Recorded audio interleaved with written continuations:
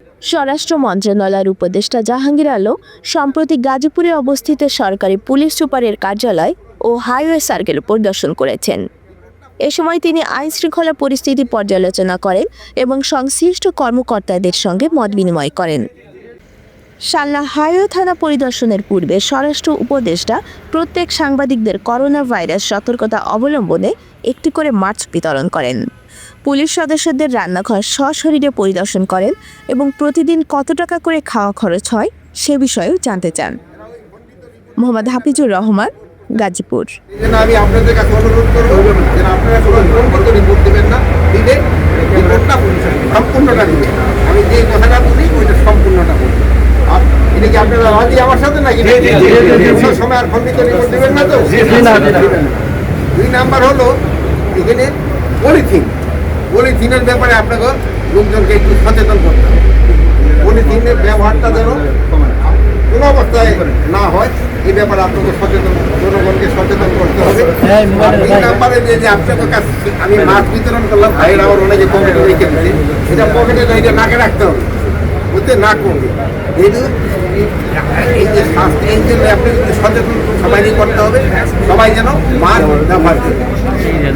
এখনও কিন্তু আমাদের এটা অত বড় সমস্যা হচ্ছে না, তারপরেও আমাদের এটা সবাই ব্যবহার করছে, এটা সচেতনামূলক ব্যবস্থা। সবাই এই কোভিডের জন্য একটু সচেতন হইতে হবে।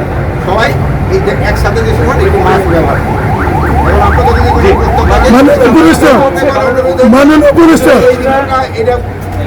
মাস্ক ব্যবহার করতে বলবেন। 2 নাম্বার হলে আর 3 নাম্বার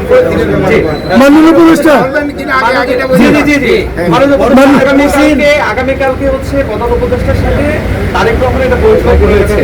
সেই বৈঠকের পর তারেক রহমানের দেশে ফেরাটা সহজ হবে কিনা আপনি কি মনে করছেন? এই ব্যাপারে ওনার তো দেশে ফেরার তো কোনো অসুবিধা নেই। উনি যে কোনো সময় ইচ্ছা, উনি বাংলাদেশের না যে কোনো সময় ওনারা যেই সময় নিজের যে সময় মনে করবেন সেই সময়। মাননীয় উপদেষ্টা, পুশিলের ব্যাপারে বাংলাদেশের আপত্তি থাকার পরেও ধারাবাহিকভাবে ভারতের পুশিল ফরেন অ্যাডভাইজারও আপনাদের বলছে, তারাও কিন্তু তাদের চিঠি দিচ্ছে আমাদের বাংলাদেশি নাগরিক যদি ওই অবদেশে থাকে আমরা অবশ্যই নেব, কিন্তু তারা একটা প্রপার চ্যানেলে আসতে হবে। নিয়ম হইল প্রপার চ্যানেলে। ওনারা করে নাকি এটা ফলো না করে এই জঙ্গলে রাস্তা যে জায়গায় না ওই সব জায়গায় গিয়ে এটা একটু অমানবিক। এই জন্য আমরা কিন্তু এটা শুধু আমাদের না, আমাদের যে হাই কমিশনার আছে তাকে ওইটা বলা হয় এবং ফরেনের যারা আসছে কোশ্চিন হয়ে তাদের সাথে করোনা ভাইরাস আসারও সম্ভাবনা আছে, এ ব্যাপারে প্রস্তুতি কি? এই জন্য আপনি জানেন যে আমাকে যেই সব ইগুলি আছে তাদের সবাই ক্ষেত্রে একটু টেস্ট করা হবে।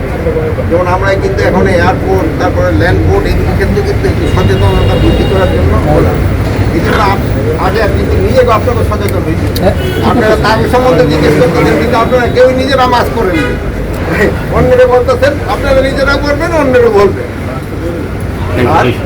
ভালো থেকে আর কষ্ট দরকার নেই।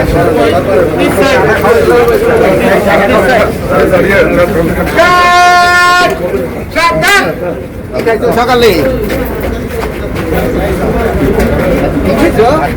ভাত খাইছো কি দিয়া?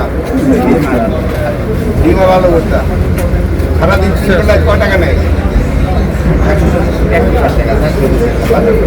দেখি বাজার এইভাবে নাই। আর তোমার রেশনটা কি করো? বাড়িতে পাঠাও? ফ্যামিলি কোথায়? ছেলে মেয়ে কি? এই এটা কি? একটা ছেলে বিয়ে করতে কবে? দিদি ফান্ডে কত জমা? আচ্ছা।